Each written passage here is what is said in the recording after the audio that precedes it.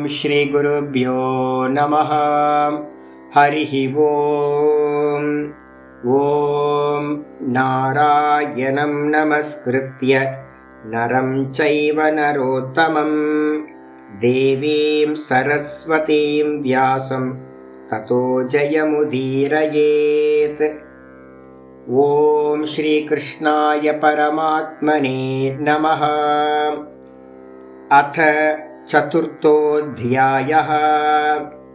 ज्ञानकर्मसन्न्यासयोगः। श्रीभगवानुवाच इमं विवस्वते योगं प्रोक्तवानहमव्ययम् विवस्वान् मनवे प्राह मनुरिक्ष्वाकवे ब्रवीत्।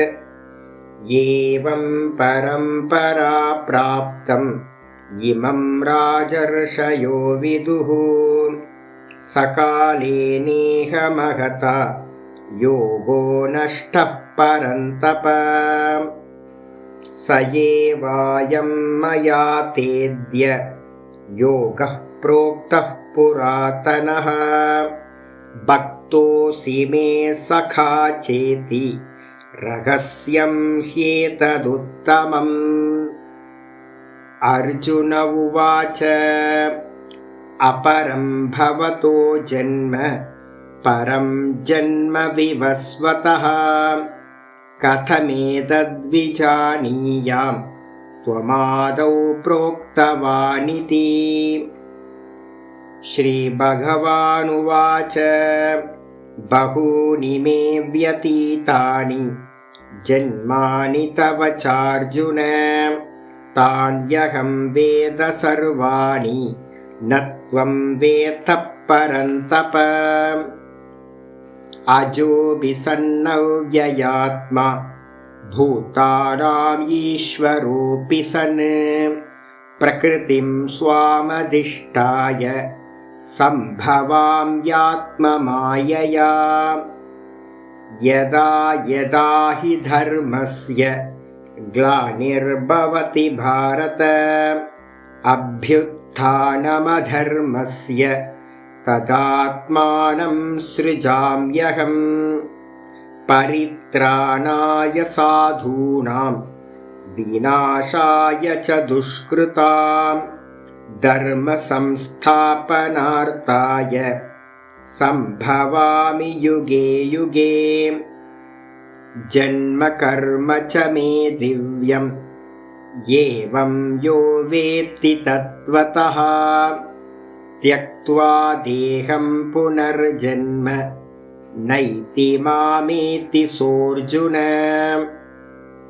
वीतरागभयक्रोधाः मन्मया मामुपाश्रिताः बहवो ज्ञानतपसा पूता मद्भावमागताः। ये यथा मां प्रपद्यन्ते तांस्तथैव भजाम्यहम्। मम वर्त्मानुवर्तन्ते मनुष्याः पार्थ सर्वशः काङ्क्षन्तः कर्मणां सिद्धिं यजन्त इह देवताः। क्षिप्रं हि मानुषे लोके सिद्धिर्भवति कर्मजा। चातुर्वर्ण्यं मया सृष्टं गुणकर्म विभागशः तस्य कर्तारमपि मां विद्य कर्तारमव्ययम्। न मां कर्माणि लिम्पन्ति न मे कर्मफले स्पृहा इति मां योऽभिजानाति कर्मभिर्न स बध्यते। एवं ज्ञात्वा कृतं कर्म पूर्वैरपि मुमुक्षुभिः कुरु कर्मैव तस्मात् त्वं पूर्वैः पूर्वतरं कृतं। किं कर्म किमकर्मेति कवयोऽप्यत्र मोहिताः तत्ते कर्म प्रवक्ष्यामि यज्ञात्वा मोक्ष्यसे शुभात् कर्मणो ह्यभिबोद्धव्यं बोद्धव्यं च विकर्मणः अकर्मणश्च बोद्धव्यं गहना कर्मणो गतिः कर्मण्यकर्म यः पश्येत् अकर्मणि च कर्म यः स बुद्धिमान् मनुष्येषु स युक्तकृत्स्नकर्मकृत्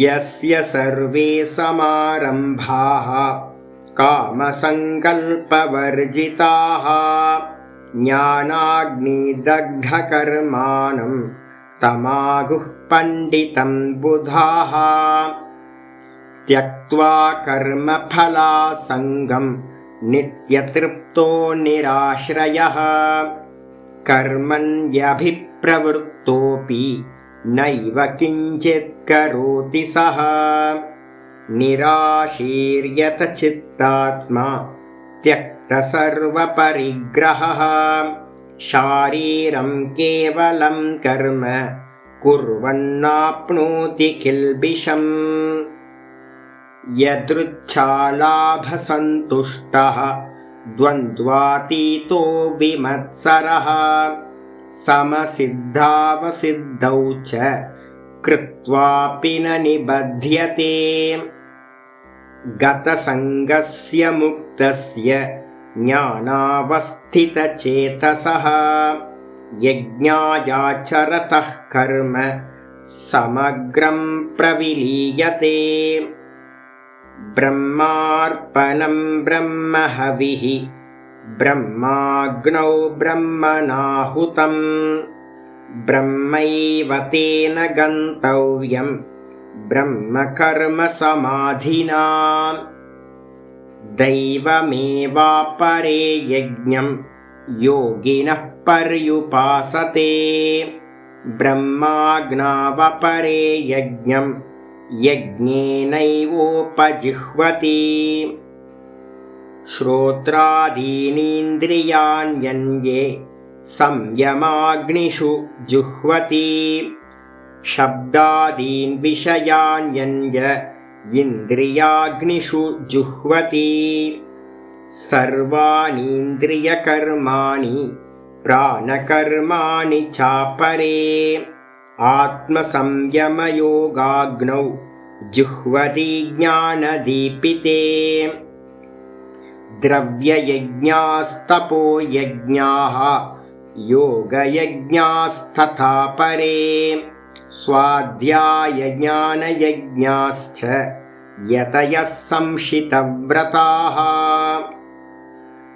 अपाने जुह्वति प्राणं प्राणे पानं तथा परे प्राणापानगतिरुद्ध्वा प्राणायामपरायणाः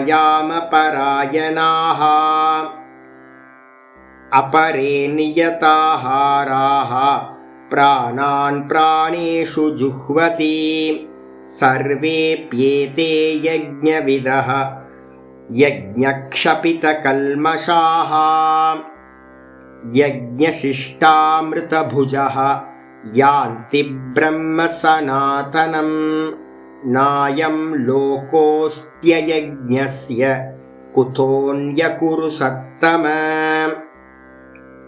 एवं बहुविधा यज्ञाः वितता ब्रह्मणो मुखे कर्मजान् विद्धितान् सर्वान् एवं ज्ञात्वा विमोक्ष्यसे श्रेयान् द्रव्यमयाद् यज्ञात् ज्ञानयज्ञः परन्तप सर्वं कर्माखिलं पार्थ ज्ञाने परिसमाप्यते तद्विद्धि प्रणिपातेन परिप्रश्नेन सेवया उपदेक्ष्यन्ति ते ज्ञानं ज्ञानिनस्तत्त्वदर्शिनः यज्ञात्वा न पुनर्मोहम् एवं यास्यसि पाण्डव येन भूतान्यशेषेण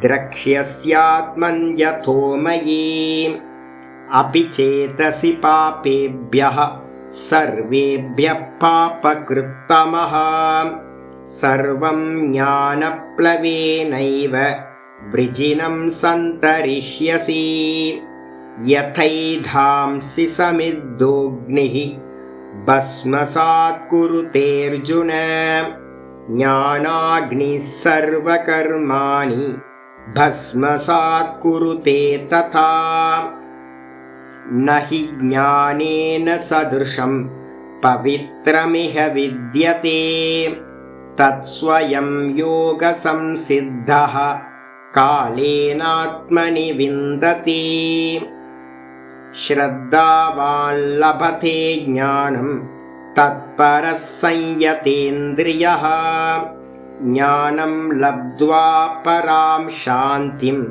अचिरेणाधिगच्छति अज्ञश्चाश्रद्धधानश्च संशयात्मा विनश्यति नायं लोकोऽस्ति न परः न सुखं संशयात्मनः योगसन्न्यस्तकर्माणं ज्ञानसञ्छिन्न संशयम् आत्मवन्तं न कर्माणि निबध्नन्ति धनञ्जय तस्मादज्ञानसम्भूतं हृत्स्थं ज्ञानासीनात्मनः चित्वैनं संशयं योगम् आतिष्ठोत्तिष्ठ भारत ॐ तत्सत् इति श्रीमद्भगवद्गीतासु उपनिषत्सु ब्रह्मविद्यायां योगशास्त्रे श्रीकृष्णार्जुनसंवादे ज्ञानकर्मसन्न्यासयोगो नाम चतुर्थोऽध्यायः। ॐ श्रीकृष्णाय परमात्मने नमः। श्रीकृष्ण कृष्ण कृष्ण।